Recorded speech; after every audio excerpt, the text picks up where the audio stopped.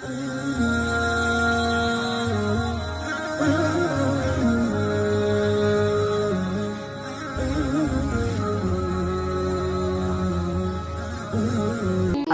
അലൈക്കും വറഹ്മത്തുള്ളാഹി വബറകാതുഹു.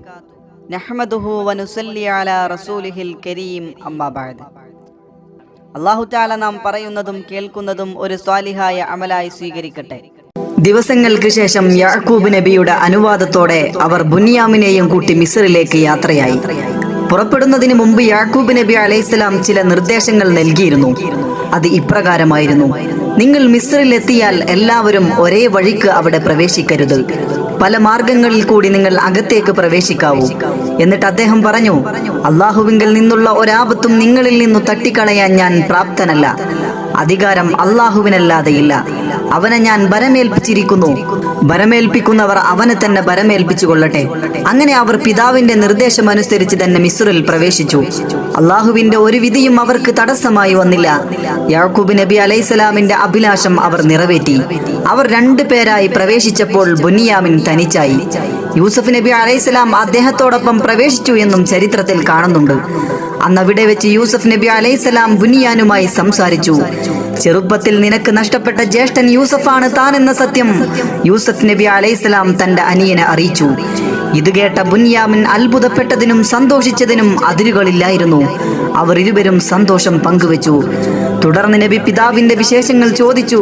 പ്രിയ ജ്യേഷ്ഠ, അങ്ങയെ നഷ്ടപ്പെട്ട ദുഃഖഭാരത്താൽ കരഞ്ഞു കരഞ്ഞ് പിതാവിന്റെ കണ്ണിന് കാഴ്ച നഷ്ടപ്പെട്ടു പോയിരിക്കുന്നു. അങ്ങയെക്കുറിച്ച് പറഞ്ഞു വിലപിക്കാത്ത നിമിഷങ്ങൾ വിരളമാണ്. അനിയ, എല്ലാം റബ്ബിന്റെ തീരുമാനമാണ്. ബുനിയാമിൻ, ഞാൻ നിന്നോട് പറഞ്ഞതായ കാര്യങ്ങൾ ജ്യേഷ്ഠന്മാർ അറിയാതെ രഹസ്യമായി നീ വെക്കണം എന്ന് യൂസഫ് നബി അലൈഹിസ്സലാം തന്റെ അനിയനോട് പറഞ്ഞു. ജ്യേഷ്ഠ, അങ്ങയെ പിരിയേണ്ടി വരുന്നതിൽ എനിക്ക് ദുഃഖമുണ്ട് എന്ന് നബിയോട് ബുനിയാമിൻ പറയുകയും ചെയ്തു. അപ്പോൾ യൂസഫ് നബി അലൈഹിസ്സലാം പറഞ്ഞു, നീ വിഷമിക്കാതിരിക്കൂ, അതിനു ഞാൻ ഒരു സൂത്രം പ്രയോഗിക്കാം. ഇപ്പോൾ നീ അവരുടെ കൂട്ടത്തിൽ പോയിരിക്കൂ. അതിനുശേഷം അസീസ് അവർക്കു വേണ്ട സാധനങ്ങൾ അളന്നു ചാക്കിലാക്കി കൊടുക്കുവാൻ തന്റെ ഭണ്ഡാരം സൂക്ഷിപ്പുകാരോട് കൽപ്പിക്കുകയും അവർ അതുപ്രകാരം ഓരോരുത്തർക്കുമുള്ള ധാന്യങ്ങൾ അളന്നു പൊതിഞ്ഞു കൊടുക്കുകയും ചെയ്തു. മുൻകൂട്ടി നിശ്ചയിച്ച പ്രകാരം ബുനിയാമിന്റെ ചാക്കിൽ അളവുപാത്രം നിക്ഷേപിക്കുകയും ചെയ്തു. അവർ യാത്ര പറഞ്ഞു പിരിഞ്ഞു പോകുവാൻ ഒരുങ്ങിയപ്പോൾ ഒരു ദൂതൻ ഓടി വന്ന് യൂസഫ് നബിയോടായി പറഞ്ഞു, പ്രഭു, ഭണ്ഡാരത്തിലെ അളവുപാത്രം നഷ്ടപ്പെട്ടിരിക്കുന്നു. ആരോ അത് കട്ടെടുത്തിരിക്കുന്നു. ഇത് കേട്ട അസീസ് ധാന്യങ്ങളുമായി മടങ്ങുന്നവരുടെ ചാക്കുകെട്ടുകൾ പരിശോധിക്കുവാൻ ഉത്തരവിട്ടു. അതിനുശേഷം യൂസഫ് നബി അലൈഹിസ്സലാം ജ്യേഷ്ഠന്മാരോട് പറഞ്ഞു, നിങ്ങളുടെ ചാക്കുകളും പരിശോധിക്കേണ്ടതുണ്ട്. ഒരുപക്ഷെ നിങ്ങളിൽ ആരെങ്കിലും മോഷ്ടിച്ചു കാണുമോ എന്നറിയില്ല. ഇത് കേട്ട് അവർ പറഞ്ഞു, ഞങ്ങൾ യാക്കൂബ് നബി അലൈഹിസ്സലാമിന്റെ മക്കളാണ്, ഞങ്ങൾ മോഷ്ടിക്കുകയില്ല. അപ്പോൾ യൂസഫ് നബി അവരോട് പറഞ്ഞു, നിങ്ങളുടെ പക്കൽ ഉണ്ടെങ്കിലോ? ജ്യേഷ്ഠന്മാർ പറഞ്ഞു, രാജനീതി അനുസരിച്ച് ഞങ്ങളെ ശിക്ഷിക്കാം. ഓരോരുത്തരുടെയും ചാക്കുകൾ യഥാക്രമം പരിശോധന നടത്തി. അവസാനം ബുനിയാമിന്റെ ചാക്കിൽ നിന്നും അളവ് മാത്രം കണ്ടുകിട്ടി. ഉടൻ തന്നെ ജ്യേഷ്ഠന്മാർ പരസ്പരം പുച്ഛഭാവത്തിൽ ലജ്ജയാൽ തല താഴ്ത്തി നിന്നിരുന്ന ബുനിയാമിനെ നോക്കിക്കൊണ്ട് ഇങ്ങനെ പറഞ്ഞു, ഇവൻ മോഷ്ടിച്ചതിൽ എന്താണ് ഇത്ര അത്ഭുതപ്പെടാനുള്ളത്? ഇവന്റെ ജ്യേഷ്ഠനും മുമ്പ് മോഷ്ടിച്ചവനാണ്. ബുനിയാമിൻ ലജ്ജിച്ചു തല താഴ്ത്തി.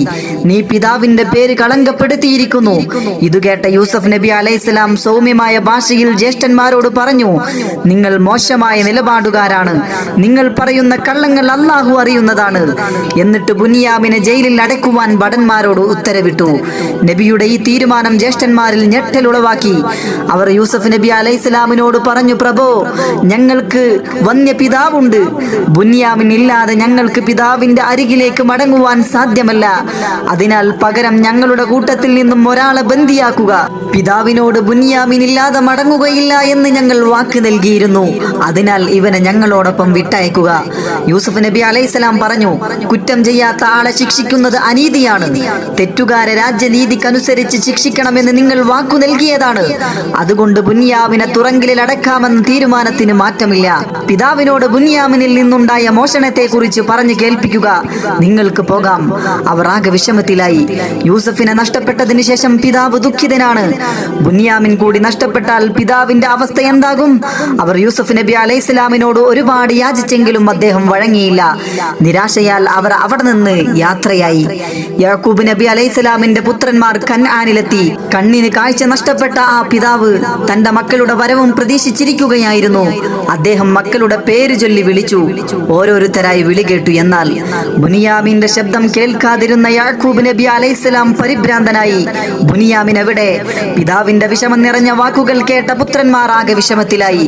അവരിൽ ഒരാൾ അസീസിന്റെ കൊട്ടാരത്തിൽ നടന്ന മോഷണ കഥയെ പറ്റി പിതാവിനെ പറഞ്ഞു കേൾപ്പിച്ചു. മോഷണം നടത്തിയ ബുനിയാമിനെ അസീസ് ബന്ദിയാക്കി എന്നും പറഞ്ഞു. എന്നാൽ ആ പിതാവിന് അവരുടെ വാക്കുകൾ വിശ്വാസയോഗ്യമായി തോന്നിയില്ല. അദ്ദേഹം ഇങ്ങനെ പറഞ്ഞു: നിങ്ങൾ യൂസഫിനോട് ചെയ്ത പോലെ കുറ്റം ബുനിയാമിനോടും ചെയ്തു. നിങ്ങൾ ചെയ്തത് തെറ്റാണെന്ന് നിങ്ങളുടെ മനസ്സുകൾ തന്നെ പറയാതിരിക്കുകയില്ല. എനിക്ക് ക്ഷമിക്കുവാൻ മാത്രമേ കഴിയുള്ളൂ. ഇനി അല്ലാഹു അവന്റെ ഇഷ്ടപ്രകാരം ചെയ്യട്ടെ. ഇത്രയും പറഞ്ഞ് അദ്ദേഹം പൊട്ടിക്കരയുവാൻ തുടങ്ങി. ദുഃഖത്തിൽ മുഴുകിയ യാക്കൂബ് നബി അലൈഹിസ്സലാം ഇരു കണ്ണുകളിലും വെള്ളെഴുത്ത് പോലെയായിരുന്നു. യൂസഫിനെ ഓർത്ത് അങ്ങ് മരിക്കാറായിരിക്കുന്നു, ഇനിയെങ്കിലും മതിയാക്കണം എന്ന് അവർ പറഞ്ഞപ്പോൾ യാക്കൂബ് നബി അലൈഹിസ്സലാം അവരോട് പറഞ്ഞു: തന്റെ ആവലാതിയും വ്യസനവുമെല്ലാം അള്ളാഹുവിങ്കിൽ ഞാൻ അർപ്പിച്ചിരിക്കുന്നു. അള്ളാഹുവിങ്കിൽ നിന്ന് നിങ്ങൾ അറിയാത്ത രഹസ്യങ്ങൾ ഞാൻ അറിയുന്നുണ്ട്.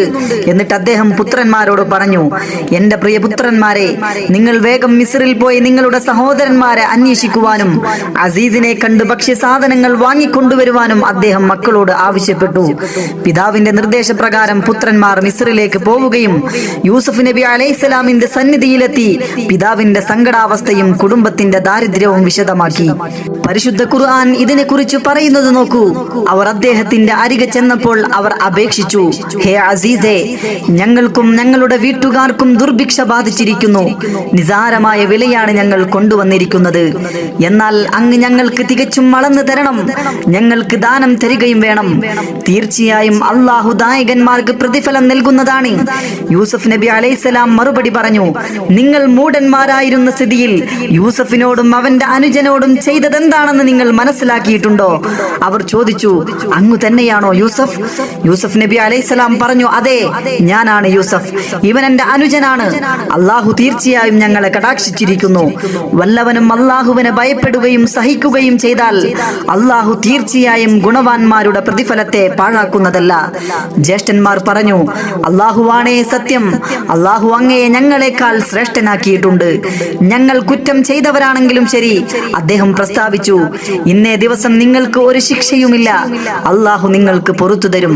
അവൻ ദയാലുക്കളിൽ വെച്ച് കൂടുതൽ ദയാലുവാണ്. യൂസഫ് നബി അലൈഹിസ്സലാമിന്റെ ഈ സംഭാഷണത്തിൽ നിന്ന് അവർക്ക് ഒരു കാര്യം മനസ്സിലാവുകയുണ്ടായി. ഇപ്പോൾ മിസ്രിലെ അസീസായിരിക്കുന്ന ഈ മഹാനുഭാവൻ തങ്ങളുടെ സ്വന്തം മനുജനും തങ്ങളുടെ അസൂയ നിമിത്തം കിണറ്റിൽ താഴ്ത്തി പിന്നീട് അടിമയായി വിൽക്കുകയും ചെയ്ത യൂസഫാണെന്ന്. അവർ അപ്പോൾ തങ്ങൾ ചെയ്തു പോയ തെറ്റിനെ കുറിച്ചോർത്ത് ഭയവും പരിഭ്രമവും കൊണ്ട് നാണിച്ചു പോയിരുന്നു. അവർ നബിയോട് മാപ്പ് ചോദിക്കുകയും ചെയ്തു. പിന്നീട് യൂസഫ് നബി അലൈഹിസ്സലാം ജ്യേഷ്ഠന്മാരോട് കുശലാന്വേഷണം നടത്തുകയും പിതാവിനെയും കുടുംബത്തെ കാണുവാൻ ആഗ്രഹം അറിയിക്കുകയും ചെയ്തു. ഒരാളോട് പോയി പിതാവിനെയും കൂട്ടിക്കൊണ്ടുവരുവാൻ നിർദ്ദേശിച്ചു. യഹൂദ ആ ദൗത്യം ഏറ്റെടുത്തു. യഹൂദയോട് ബഷീർ എന്ന അടിമയെ കൂട്ടിക്കൊണ്ടുപോവാൻ നബി നിർദ്ദേശിച്ചു. എന്നിട്ട് ഒരു ഉടുപ്പ് ജ്യേഷ്ഠന്റെ കൈവശം കൊടുത്തിട്ട് നബി പറഞ്ഞു: ഇതു പിതാവിന്റെ മുഖത്തിലിട്ടാൽ കാഴ്ച തിരിച്ചു കിട്ടും. എത്രയും വേഗം പിതാവുമായി മടങ്ങി വരിക. അവരിരുവരും കൻആനിലേക്ക് യാത്ര തിരിച്ചു. അവർ കൻആനിൽ പ്രവേശിച്ചപ്പോൾ പുത്രന്റെ വാസന അദ്ദേഹം ആസ്വദിച്ചു. എന്നിട്ട് അദ്ദേഹം ഇങ്ങനെ പറഞ്ഞു: നിങ്ങൾ എനിക്ക് ബുദ്ധിഭ്രമം ഉണ്ടെന്ന് പറയുന്നവരാണ്. എന്നാൽ അങ്ങനെ നിങ്ങൾ തെറ്റിദ്ധരിക്കുകയില്ലെങ്കിൽ ഞാൻ ഒരു വസ്തുത പറയാം. യൂസഫിന്റെ ഗന്ധം ഞാൻ ഇതാ ആസ്വദിക്കുന്നു. അല്ലാഹുവാണേ സത്യം, അങ്ങ് ഇപ്പോഴും ആ പഴയ തെറ്റിദ്ധാരണയിൽ തന്നെ അകപ്പെട്ട് സംസാരിക്കുകയാണ് ചെയ്യുന്നത് എന്ന് അദ്ദേഹത്തിന്റെ പുത്രന്മാരടക്കം ആ വീട്ടിലുണ്ടായിരുന്നവരെല്ലാം മറുപടി പറഞ്ഞു. ബഷീർ കൻആനിലെത്തുകയും വഴിതിരിക്കുന്നതിനിടയിൽ ബഷീർ നഷ്ടപ്പെട്ട തന്റെ മാതാവിനെ കണ്ടുമുട്ടുകയും ചെയ്തു. വർഷങ്ങൾക്ക് മുമ്പ് പുത്രവാത്സല്യത്താൽ സ്വാർത്ഥനായ യാക്കൂബ് നബി അലൈഹിസ്സലാം ബുന്യാമിനെ വളർത്തുവാൻ വന്ന അടിമ സ്ത്രീയുടെ മകനെ കച്ചവട സംഘത്തിന് വിറ്റിരുന്നു. ആ കുഞ്ഞായിരുന്നു ബഷീർ. ബഷീറും മാതാവും കണ്ടുമുട്ടിയതിന് ശേഷമാണ് യൂസഫ് നബി അലൈഹിസ്സലാമും പിതാവും കണ്ടുമുട്ടുകയുള്ളൂ എന്ന് അള്ളാഹുവിന്റെ കൽപ്പനയുണ്ടായിരുന്നു. അത് നടപ്പിലാക്കുകയും ചെയ്തു. യൂസഫ് നബി അലൈഹിസ്സലാം കൽപ്പിച്ച പോലെ തന്നെ ബഷീർ ഉടുപ്പ് യാക്കൂബ് നബി അലൈഹിസ്സലാമിന്റെ മുഖത്തേക്ക് ചേർത്ത് പിടിച്ചു. ഉടനെ തന്നെ നബിയുടെ കാഴ്ച തിരിച്ചു കിട്ടി. നിങ്ങൾ അറിയാത്തത് അള്ളാഹുവിങ്കൽ നിന്ന് ഞാൻ അറിയുന്നുവെന്ന് ഞാൻ നിങ്ങളോട് പറഞ്ഞിരുന്നില്ലേ എന്ന് അദ്ദേഹം പറയുകയുണ്ടായി. അപ്പോൾ യാക്കൂബ് നബി അലൈഹിസ്സലാമിനോട് മക്കൾ അത്യധികം വിഷമത്തോടെ അപേക്ഷിച്ചു, ഞങ്ങളുടെ പിതാവേ, ഞങ്ങളുടെ പാപം പുറത്തു തരുവാൻ അങ്ങ് അള്ളാഹുവിനോട് അപേക്ഷിക്കണം. ഞങ്ങൾ തീർച്ചയായും തെറ്റുകാരായിരുന്നു. തീർച്ചയായും ഞാൻ എൻ്റെ രക്ഷിതാവിനോട് നിങ്ങൾക്ക് വേണ്ടി മാപ്പിന് അപേക്ഷിക്കുന്നുണ്ട്. തീർച്ചയായും അള്ളാഹു പൊറുക്കുന്നവനും കരുണാനിധിയുമാണ്. യാക്കൂബ് നബി അലൈഹിസ്സലാം മറുപടി നൽകി. ബഷീർ യൂസഫ് നബി അലൈഹിസ്സലാമിന്റെ സന്ദേശം യാക്കൂബ് നബിക്ക് കൈമാറി. കത്ത് വായിച്ച നബിയുടെ ഉള്ളം നിറഞ്ഞു. അള്ളാഹുവിനെ സ്തുതിച്ച് യാക്കൂബ് നബി അലൈഹിസ്സലാമും സംഘവും മിസ്റിലേക്ക് യാത്രയായി. യാക്കൂബ് നബിയും സംഘവും മിസ്റിൽ എത്തിച്ചേർന്നു.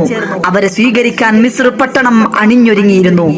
യൂസഫ് നബി അലൈഹിസ്സലാമിന്റെ അരികിൽ പ്രവേശിച്ചപ്പോൾ അദ്ദേഹം എല്ലാവരെയും വാരിപ്പുണർന്നു.